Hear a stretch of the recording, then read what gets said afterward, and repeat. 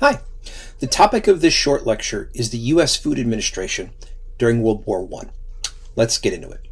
So, first off, we gotta remember World War I and World War II are not the same conflict in terms of how Americans experience them. So during World War II, you have mandated rationing. All right, you have federal rationing.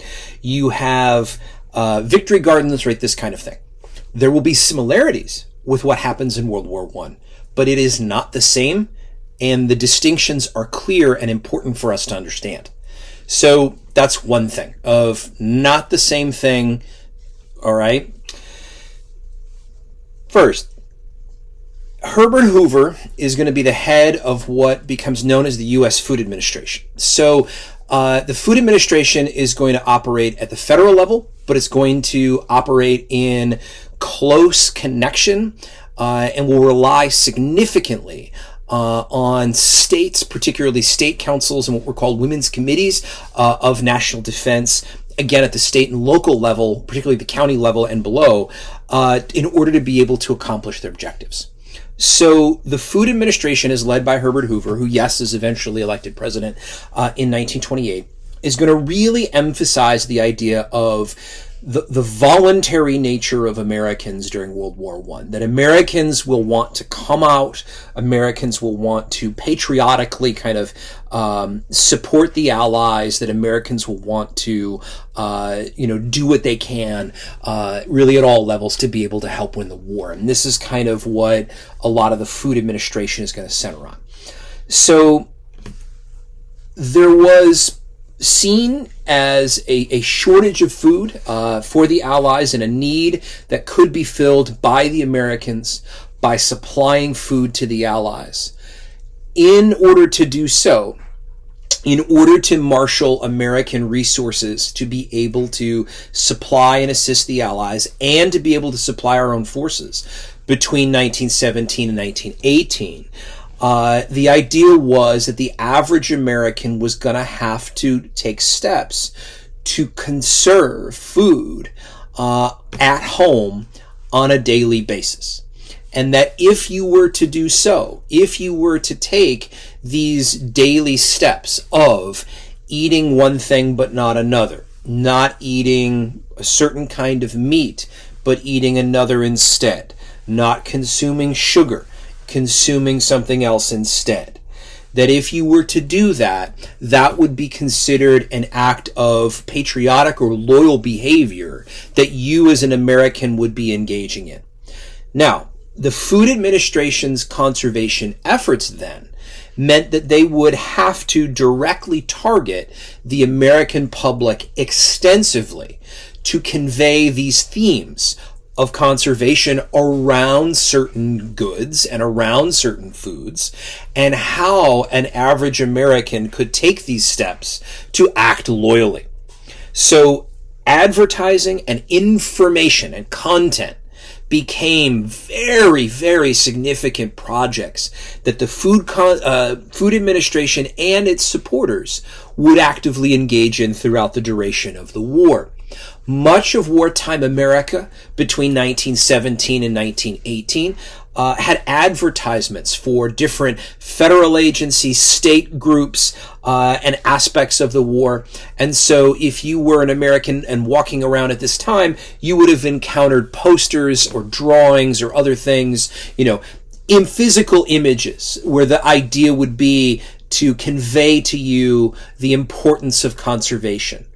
And one of the things that would be done is to do this in a content-related fashion. So, broad statements, taglines, advertising, but also to provide you with information about how the amount of conservation you do here at home, this is going to translate into this amount being sent overseas, and to be able to provide assistance to, American soldiers and to the Allies.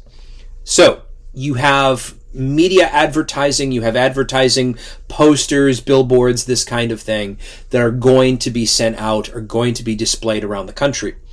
You are also, again, going to have content. You're going to have direct information. And the idea is that that information is going to have to make its way into the hands of the public in order for them, according to the Food Administration, to get a sense of what they need to do and to act on it and to transform their daily consumption behaviors, which is a big focus.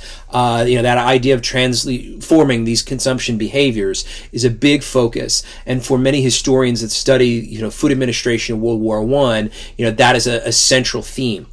Now, this means that you're going to have recipes that are developed. You're going to have recipe books that are developed that are to take in consideration the restrictions or emphasis on the production and use of some foods or the restriction and non-consumption of other foods.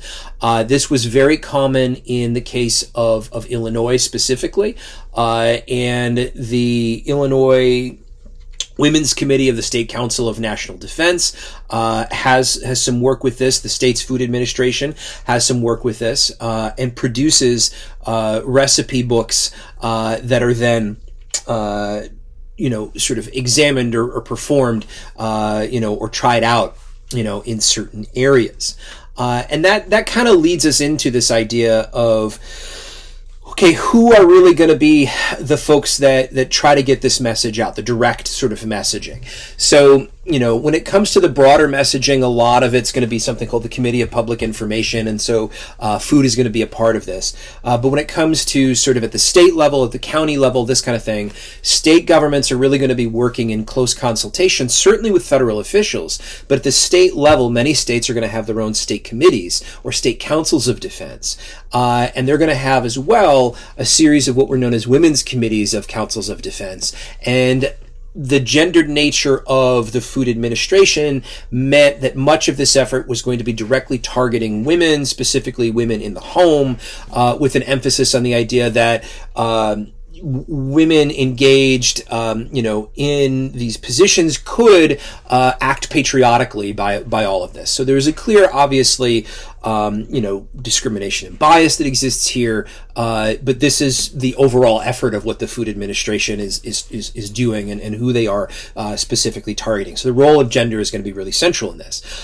So women's committees are going to take an active role in food administration materials, in disseminating them. They're going to take an active role in coordinating with state food administrations and federal food officials to really construct spaces where individuals can come and can dialogue and learn about conservation efforts.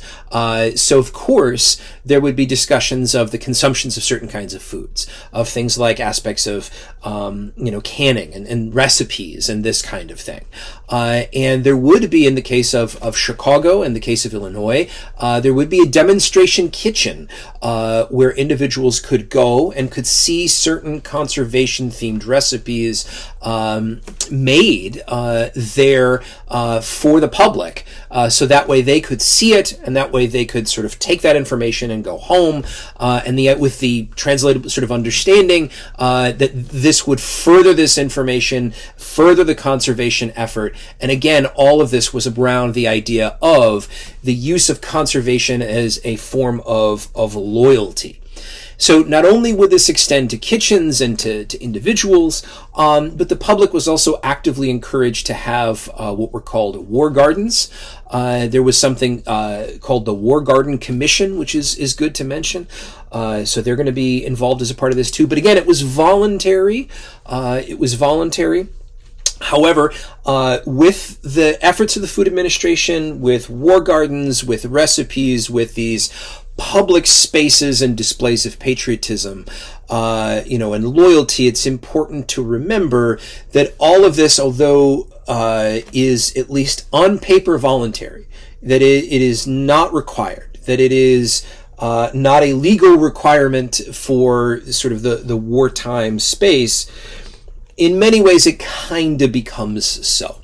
Many historians, Christopher Capizzola and others, writing about the role of the state in the era of the First World War, make it clear that the dynamics of volunteering, as well as what is termed vigilance, will result in the enforcement of these kinds of voluntary acts having an effect of nearly being required. So this would relate, of course, to the American Protective League, which acted as a sort of public vigilance check, and which would attempt to reach out to individuals if they felt that they weren't adhering to these kinds of programs and measures, which again were voluntary, but American Protective League agents could theoretically visit you, to inform you that you needed to kind of follow along with these kinds of organizations or these kinds of requirements or non-requirements or else. So yes, the states would have coordinated campaigns of conservation, but again they were to be voluntary.